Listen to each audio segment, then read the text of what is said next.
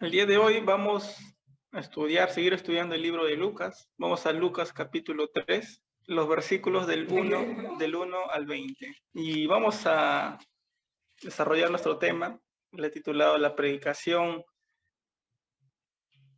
con carácter. Y vamos a ver a través de la vida de Juan el Bautista cómo desarrolló su ministerio y cuál fue el costo también de predicar el evangelio que él tuvo. El ser cristiano muchas veces conlleva ser rechazado por muchos porque no quieren oír el evangelio. Y vamos a ver a través de la vida de Juan cómo es que él, a pesar de toda esa situación, él siempre demostró su temor a Dios. Vamos a leer entonces Lucas capítulo 3, versículos del 1 al 20. Dice así: en el año 15 del imperio de Tiberio César, siendo gobernador de Judea Poncio Pilato y Herodes tetrarca de Galilea, y su hermano Felipe tetrarca de Ituria, de la provincia de Traconite, y Lisanías tetrarca de Abilinia, y siendo sumos sacerdotes Anás y Caifás, vino la palabra de Dios a Juan, hijo de Zacarías, en el desierto. Y él fue por cada región contigua al Jordán, predicando el bautismo del arrepentimiento para perdón de pecados. Como está escrito en el libro de las palabras del profeta Isaías, que dice: voz que clama en el desierto, preparad el camino del Señor, enderezad sus sendas. Todo valle se rellenará y se bajará todo monte y collado. Los caminos torcidos serán enderezados y los caminos ásperos allanados, y verá toda carne la salvación de Dios. Y decía a las multitudes que salían para ser bautizadas por él: oh generación de víboras, ¿quién os enseñó a huir de la ira venidera? Haced pues frutos dignos de arrepentimiento y, eh, y no comencéis a decir dentro de vosotros mismos: tenemos a Abraham por padre, porque os digo que Dios puede levantar hijos a Abraham aún de estas piedras. Y ya que también el hacha está puesta a la raíz de los árboles, por tanto, todo árbol que no da buen fruto se corta y se echa al fuego. Y la gente se preguntaba diciendo: entonces, ¿qué haremos? Y respondiendo les dijo: el que tiene 2 túnicas, dé al que no tiene, y el que tiene que comer, haga lo mismo. Vinieron también unos publicanos para ser bautizados, y le dijeron: maestro, ¿qué haremos? Y él les dijo: no exijáis más de lo que os está ordenado. También le preguntaron unos soldados diciendo: ¿y nosotros qué haremos? Y les dijo: no hagáis extorsión a nadie ni calumniéis, y contentaos con vuestro salario. Como el pueblo estaba en expectativa, preguntándose todos en sus corazones si acaso Juan sería el Cristo.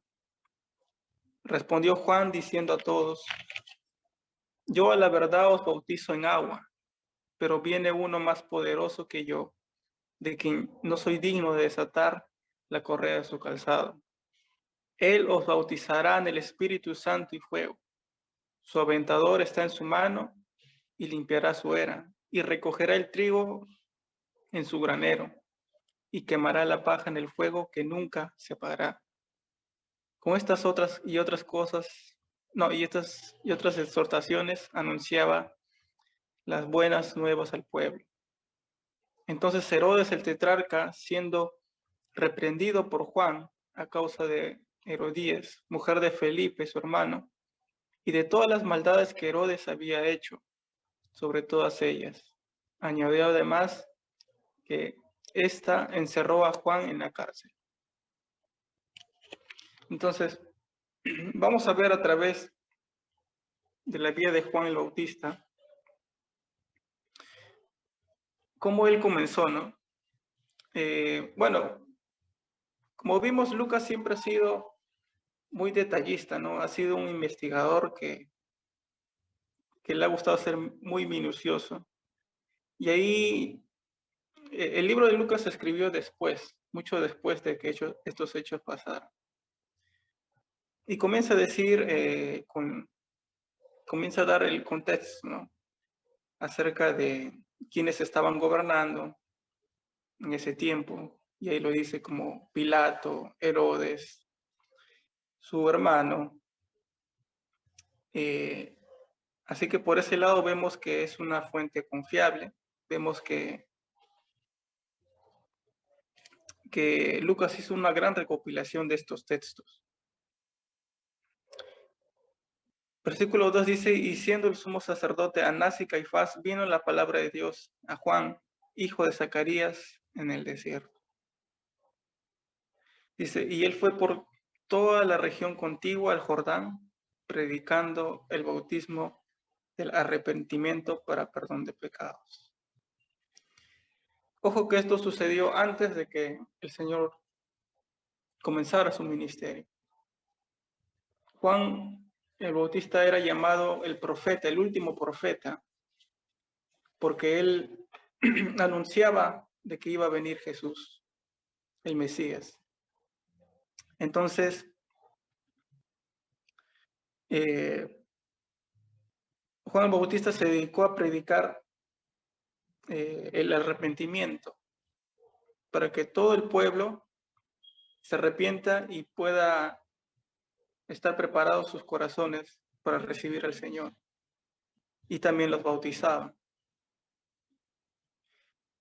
Es más, está escrito, dice en el libro de Isaías, dice, voz que clama en el desierto, porque Juan el Bautista andaba por el desierto.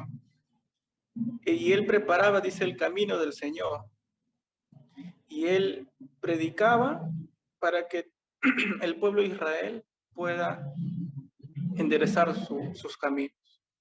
Porque Dios sabía que el pueblo estaba pecando, se habían alejado de Dios. Y ese fue el comienzo del ministerio de Juan el Bautista. Y más adelante vamos a ver qué cosas más sucedieron. Dice, todo valle se rellenará y se bajará todo monte y collado, los caminos torcidos serán enderezados y los caminos ásperos allanados, y verá toda carne la salvación de Dios. El ministerio que hizo Juan el Bautista fue de preparar a las personas que iban a oír el Evangelio. Primero, que se arrepientan de sus pecados. Y el bautismo que enseñó Juan era solamente como un compromiso que ellos hacían ante Dios para volverse a la comunión con Él. Por eso después se explica que Jesús iba a venir con otro tipo de bautismo que era con el Espíritu Santo. Dice, y decía a las multitudes que salían para ser bautizadas por Él. Les dijo por si acaso, no sé si se dan cuenta la diferencia entre la predicación del Evangelio de antes y el día de hoy. Juan el Bautista era un hombre con mucho carácter. Y es más, todos le decían que tenía una similitud con Elías, porque ambos tenían un carácter muy fuerte y que se podían enfrentar, como lo hizo Elías, ¿no? ante los profetas falsos de Baal. Entonces, de la misma manera, Juan el Bautista tenía un carácter muy fuerte, muy valeroso.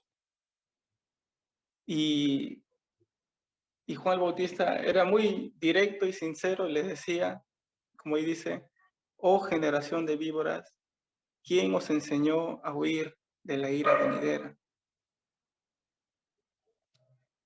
O sea, Y eso es lo que se basa en el Evangelio, ¿no? No se trata de que nosotros vayamos insultando a las personas, sino es hablarles la verdad. Y más adelante les voy a dar un ejemplo de cómo es que nosotros debemos hacer. Porque muchas veces, y les hago la pregunta, ¿cómo hacemos cuando vamos a evangelizar a alguien? ¿Qué es lo primero que decimos? Porque cuando vamos a llevarle la palabra de Dios, debemos hablarle del arrepentimiento, del juicio de Dios, del perdón de pecados, de la reconciliación, de la salvación, de la vida eterna y de todas estas cosas. Pero, ¿qué está sucediendo en la actualidad, el día de hoy, con la predicación de la palabra, con la predicación del Evangelio? Cuando, de manera personal, quisiera preguntarles a ustedes, ¿cómo fue que ustedes llegaron a conocer a Cristo?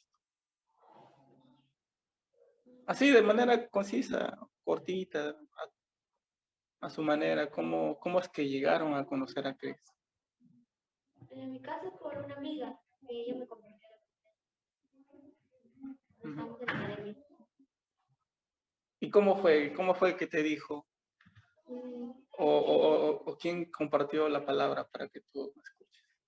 Claro, ella, porque nos comenzamos a reunir, ¿no?, en mi casa. Entonces fue así como que nuestra amistad creció, pero a la vez ella también me compartía la palabra. Entonces me predicaba, ¿no? Y ahí me llegó a discipular, ¿no? Ella me comenzó a explicar qué significaba, que no sabía algunas cosas que a Dios no le agradaba, y ahí recién me enteré. Entonces era como que aprender, pues, ¿no? O sea, quién es Dios también, o sea, realmente, ¿no? Porque de pequeña yo escuchaba también, estaba en la escuela bíblica, pero no era, bueno, no era una iglesia bíblica cristiana en la que yo estuve desde pequeña, ¿no? Pero en sí, con mi amiga fue donde que aprendí más, ¿no? O sea, realmente quién es Dios, realmente qué hizo Jesús por mí, por ejemplo. O sea, yo sabía, claro, Jesús y todo, ¿no? Pero lo que hizo realmente, o sea, Claro. morir por mis pecados, eso no lo comprendía. Y con ella, gracias a ella, aprendí. Y ahí fue que acepté a Cristo en mi corazón con ella, en mi casa. ¿Tú, Julián? Bueno, en mi caso fue, o sea, yo conocía al Señor de la iglesia bautista, ¿no? De niño, ahí estaban, me dejaban mis padres. Pero era así, ¿no? Se iba creciendo, en el colegio me daban los profesores, y sabía quién era, sabía, pero como dice Karen, una cosa es saber, pero otra cosa es tomarlo ya de manera, ¿no? Y ya en sexto grado, cuando fui en campamento, el pastor Jorge Casas, ahí conocí al señor Ramiro. Fue justo que predicó, y justo en la fogata fue mi bendición.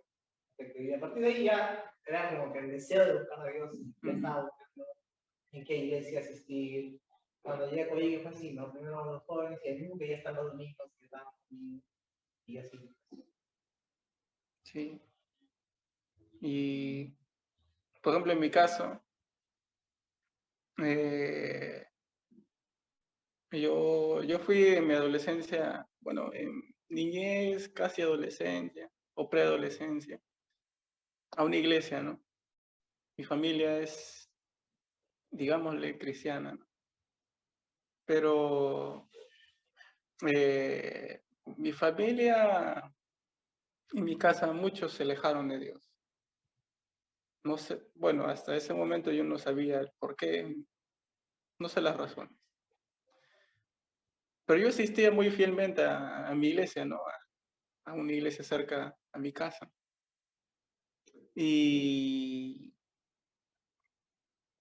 Pero cuando llegué a una etapa de adolescencia ya, eh,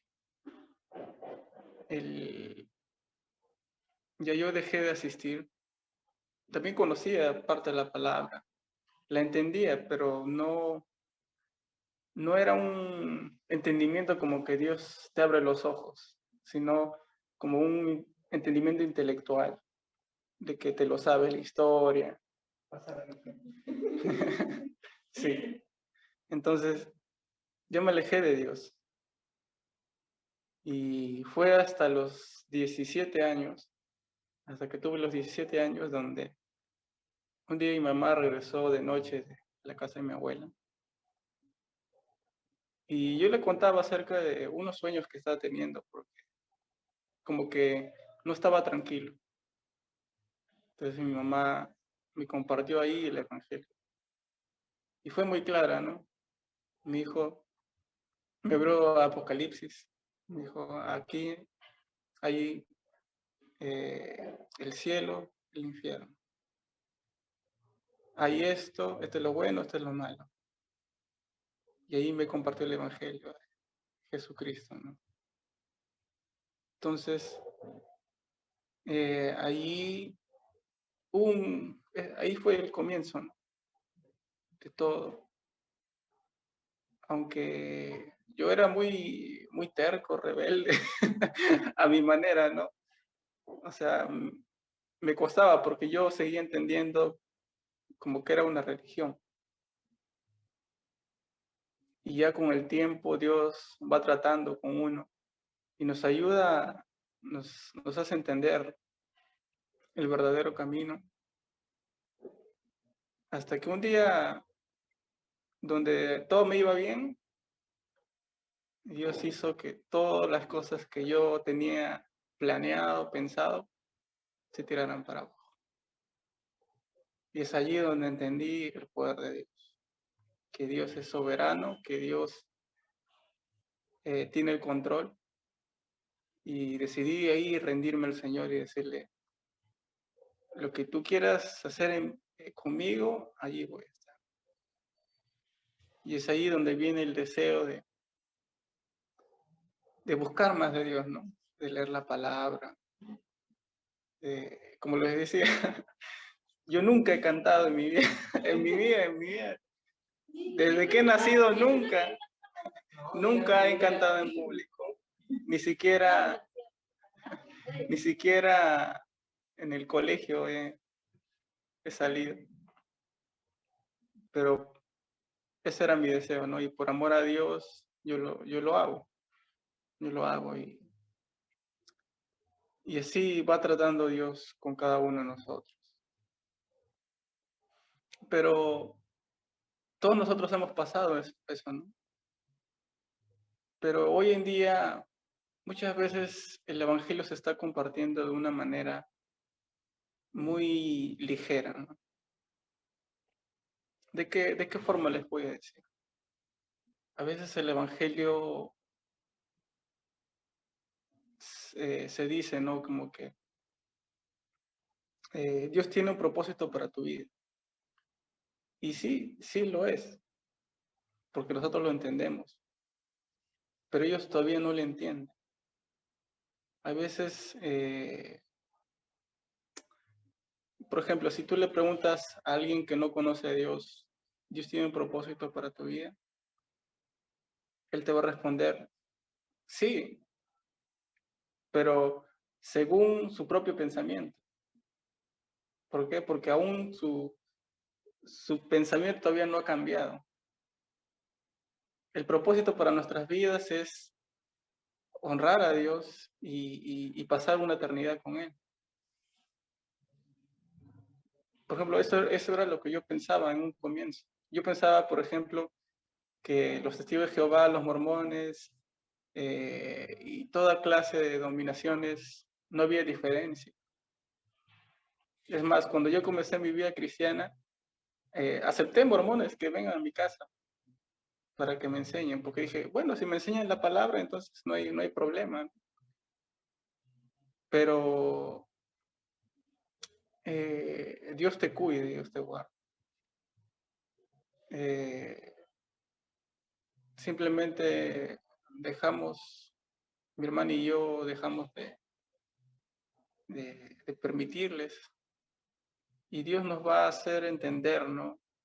A través de la palabra, qué es lo que es correcto, ¿no? Vamos a ir aprendiendo cada vez más. Y sé que muchas veces las divisiones que hay a veces se vuelven conflictivas en vez de ser, mantenernos, ¿no? Por ejemplo, yo a veces a un pentecostal digo, es mi hermano, porque lo es. Hay algunos que son mi hermano, porque verdaderamente aman al Señor. Así como que hay evangélicos que también no son cristianos. Como hay católicos que sí verdaderamente aman a Dios. Como hay así de diversas maneras. No significa que porque seamos evangélicos o porque seamos algo, simplemente ya estemos en lo correcto, ¿no? Buscamos siempre buscar la dirección de Dios. Buscamos siempre que Él nos guíe. Y eso, ¿no? Siempre, por ejemplo, siempre debemos presentar el Evangelio de esa manera, ¿no? Que hay dos caminos, ¿no? Que en el fin de nuestras vidas. Y esa decisión, bueno, entre comillas decisión, porque Dios también obra ahí. Esa decisión que se hace en ese día puede cambiar tu vida más adelante, tu eternidad. Entonces, muchas veces, como les digo, compartimos a otros. Por ejemplo, un ejemplo mucho más claro, ¿no? Si una persona me ve que yo, por ejemplo, doy a alguien necesitado y esa persona no es creyente y él me va a decir, ah, no, ese hombre es bueno. Y si veo a otra persona que no es cristiana, pero también hace lo mismo,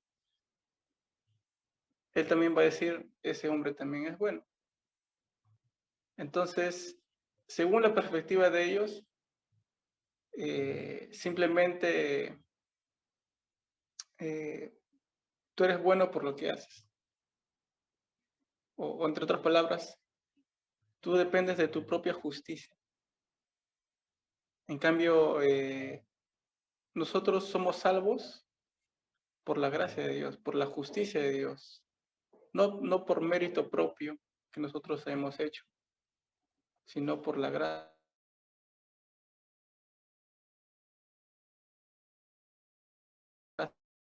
de Dios.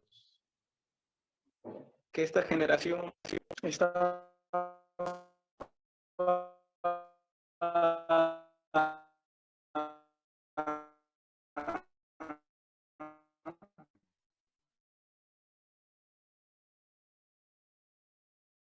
rebelde y dice vosotros mismos, tenemos a Abraham por padre que os dijo, tenemos a Abraham por padre porque os digo que Dios puede levantar hijos de Abraham aún de estas piedras.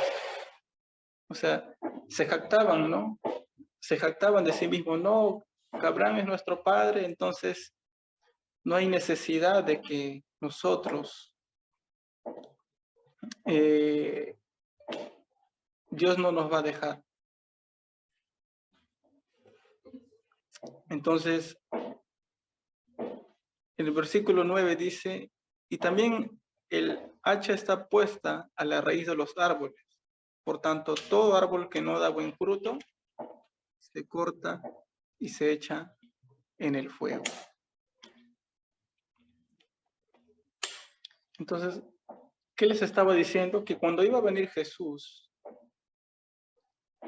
claro que iba a dar salvación, iba a dar fe, iba a sanar, pero también Jesús vino a traer juicio sobre la tierra.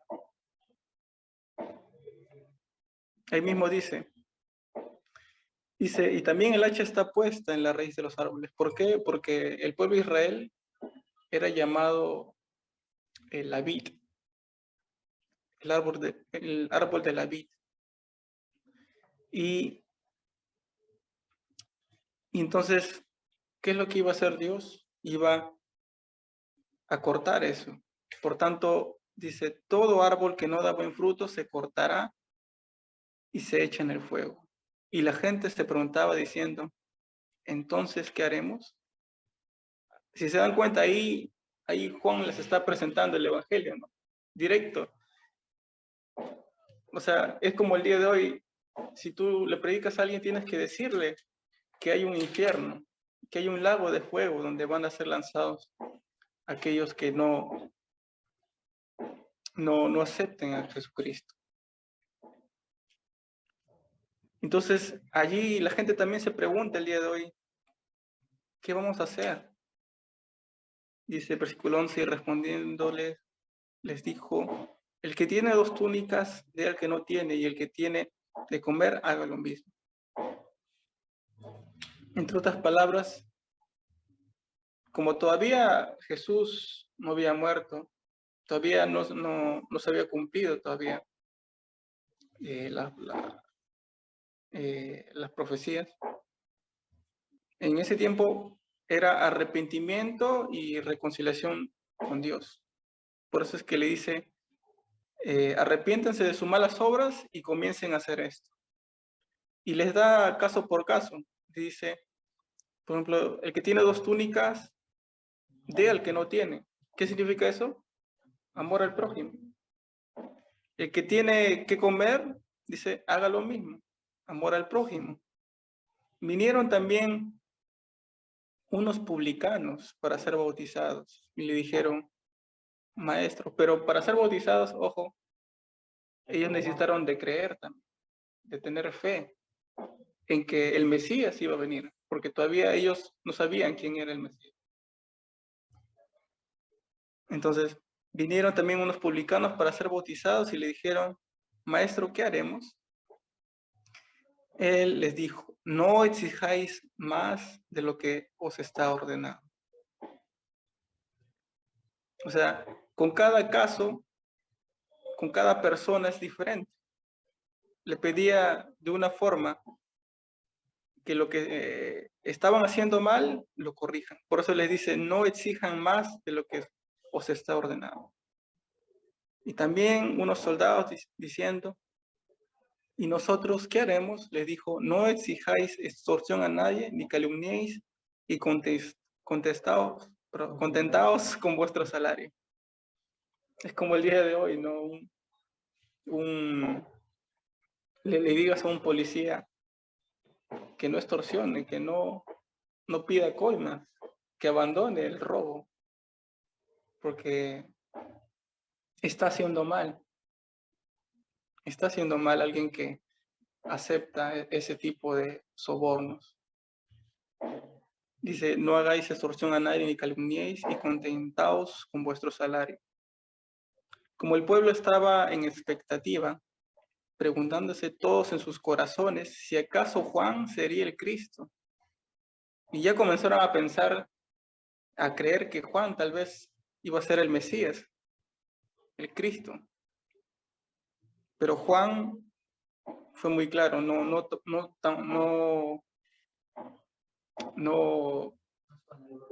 se vanaglorió, no tomó la posición de Cristo, sino que inmediatamente respondió, dice a todos, yo a la verdad os bautizo con agua, pero viene uno más poderoso que yo, de quien no soy digno de desatar la correa de su calzado, y él os bautizará en Espíritu Santo y fuego. Ahí, ese es el verdadero bautismo. El bautismo del Espíritu Santo y fuego. ¿Y cuándo ha pasado eso? Cuando nosotros hemos reconocido al Señor Jesús como nuestro Señor y Salvador de nuestras vidas.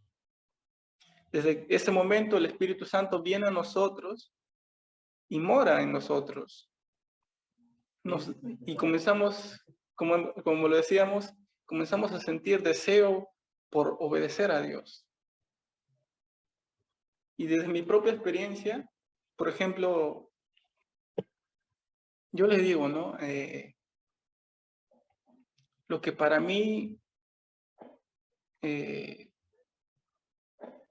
no le tomaba importancia, lo que pensé que no era pecado, la Biblia decía, esto es pecado. Entonces, cuando el Espíritu Santo está dentro de ti, te hace abrir los ojos. Entonces, ahí me di cuenta que, oye, pero si esto yo lo hacía normal, ahora hay algo dentro de mí que me está así moviéndome para que no lo haga. Por ejemplo, les soy sincero, yo era muy orgulloso. Y muchas veces yo contestaba de una manera, ¿cómo se dice? Soberbia. Hay otra palabra. Estoy apuntando mucho, sino hay una palabra.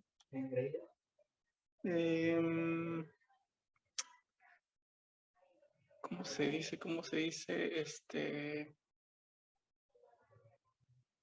Bueno, me olvidan. Pero siempre contestaba de esa manera, ¿no? De manera arrogante. Y para serles sincero, les abro mi corazón. Mis hermanos siempre paraban en Coyique, ¿no? Mi familia compraba en Coyique, iba a estudiar en Coyique, mi familia está en Coyique, todo Coyique. Y yo detestaba Coyique, la verdad. Mis hermanos, yo les decía, ustedes paran Coyique. Todo era de Coyique. Pero han vivido antes en Coyique. Claro, habíamos vivido antes en Coyique. Entonces, ahora, pero sin embargo, Dios tiene sus propósitos, sus planes, ¿no? Que pudiéndome ir a una iglesia más cercana a mí, me vengo hasta aquí a Coyique a servir a Dios porque Él me trajo aquí. Yo considero que Dios me ha traído a este lugar. Y simplemente dejar que Dios me guíe, ¿no? Yo sinceramente pensaba antes, ya termino de estudiar, yo me voy y me hago, yo tenía en mi mente, perdonen la manera, ¿no? Soberbia, ¿no? Y no, yo voy a tener mi casa en San Isidro, voy a tener, o sea, tenía todo mi pensamiento de esa manera. Por eso es que yo también, en cierto tiempo, yo estudié en el centro de Lima, yo estudié en San Isidro, porque tenía esa mentalidad de querer ser superior a los demás. Pero a cambio, acá la palabra que nos dice, que nosotros debemos vernos como menos. Entonces, ese es un choque, ¿no? Que hay. Es más, el que quiera ser mayor, dice, tiene que ser el servidor de todos. Entonces, Dios fue cambiando el carácter de uno. Y es así, ¿no? Las cosas que a mí me parecían normales comenzaron a ser diferentes, porque el Espíritu Santo estaba allí. Y sentía así, de verdad les digo, como que un impulso acá dentro de mi corazón diciendo no lo hagas, no lo hagas. Cuando hay veces tenía hábitos pasados, maneras de vivir pasadas que no eran agradables a Dios. Entonces, es así. Ahora, dice, versículo 17, su aventador está en su mano y limpiará su era y recogerá el trigo en su granero y quemará la paja en el fuego que nunca se apagará. Y me puse a buscar qué era el aventador. El aventador es como un trinche así largo. Y que eso lo pone sobre el trigo para sacar el trigo y lo demás, los residuos, se queda para ser quemado. Y no sé si se dan cuenta, pero desde aquí nomás ya te das cuenta cómo es que las parábolas tienen sentido. Porque estas revelan revelan el juicio de Dios que iba a tener sobre su pueblo y sobre todo aquel que no acepta a Jesucristo. Y este versículo es importante porque es el juicio de Dios. Y dice el 18, con estas y otras muchas exhortaciones anunciaba las buenas nuevas al pueblo. Que en otras palabras quiere decir una buena noticia. Y aquí es donde vengo a darles el ejemplo. Por ejemplo, si supongamos, ¿no? Mi mamá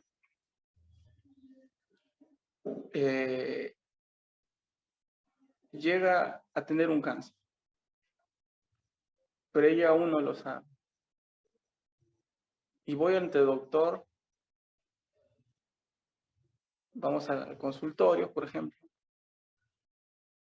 El doctor se va a encargar de decirle a mi mamá que tiene un cáncer. Inmediatamente va a decir, no, ¿cómo es eso posible? Si yo me he mantenido sano. Entonces, ¿qué va a hacer el doctor? Va a comenzar a mostrar evidencias. Mire, le hemos sacado la placa acá. Y esto muestra de que usted tiene cáncer. Le hemos hecho esta otra evaluación y usted tiene cáncer. Y así le sacas.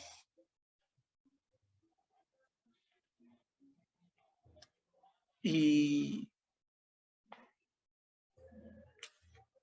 el médico tiene que ser valiente en decirle, porque hay todavía esperanza si es que puede tratar ese proceso. Es de la misma manera nosotros con el Evangelio. Cuando nosotros presentamos el Evangelio a otra persona que no conoce a Cristo, le tenemos que decir la verdad. Nosotros sabemos que él o ella, tarde o temprano, si se muere lejos de Dios, va a ir en condenación. Pero tú, de la misma manera como le das esa mala noticia, tú también les vas a dar una buena noticia de lo que Cristo ha hecho por él, por ella. Para que a pesar de que si sufre esa enfermedad, aún pueda pasarla gozoso. Por ejemplo, la semana pasada llamé al hermano, no sé si se acuerdan, el hermano Samuel, un ancianito que vino con su balón de oxígeno. El pastor Walter me dijo que lo llame y me dijo, lo llamé y le dije si iba a venir y me dijo que, bueno, es un hermano muy valiente, teniendo una gran parte de sus pulmones afectados, casi, creo que más del 60, casi el 80, creo. Aún así, como dice, hasta los últimos días de su vida va a seguir sirviendo al Señor.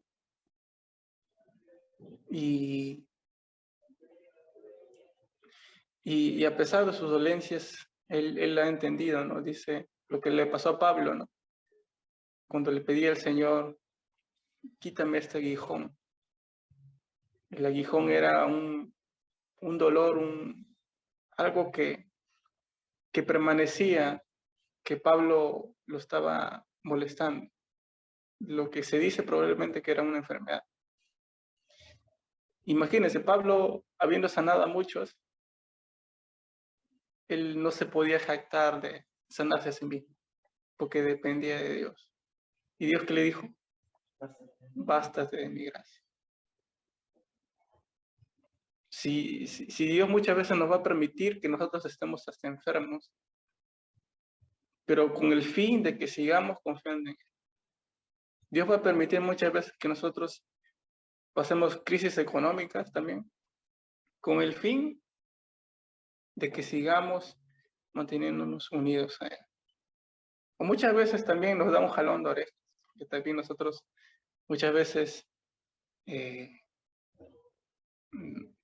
no hacemos, ¿no?, lo que Dios nos dice, y muchas veces Dios nos corrige de una u otra manera.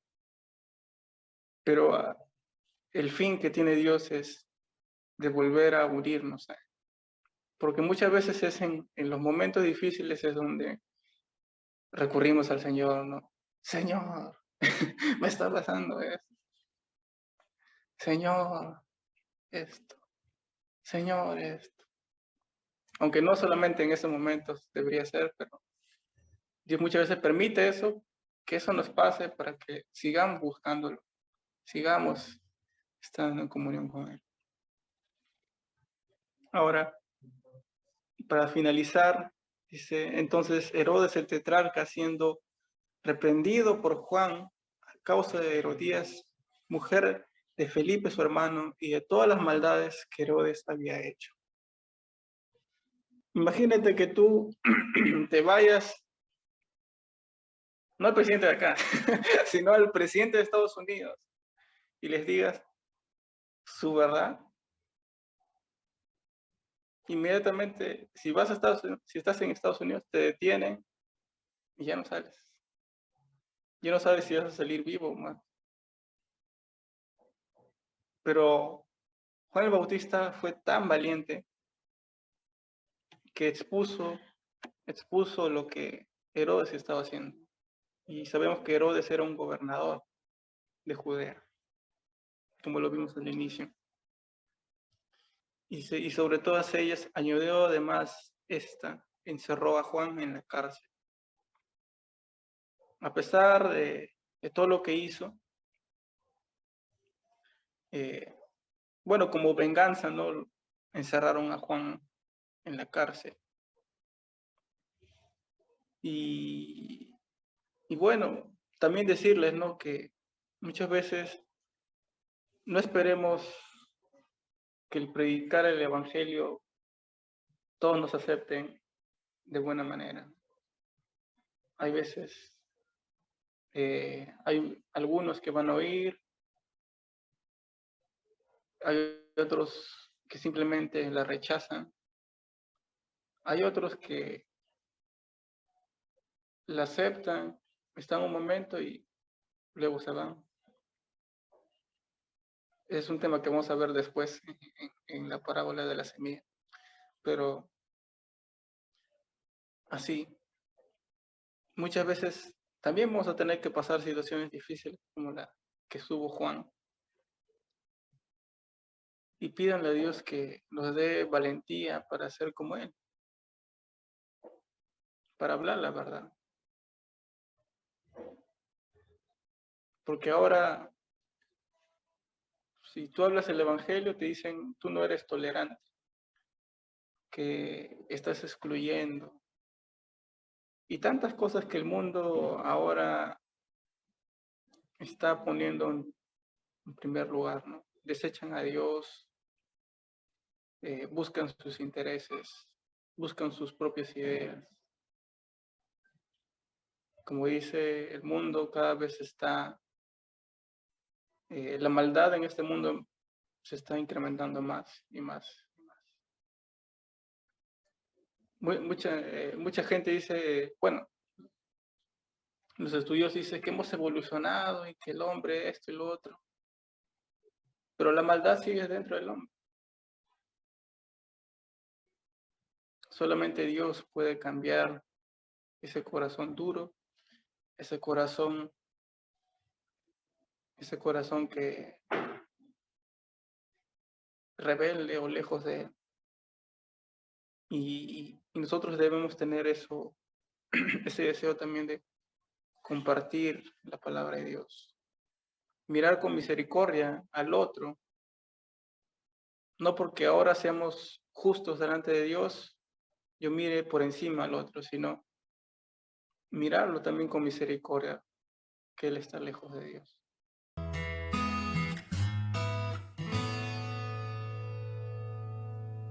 Tú no sabes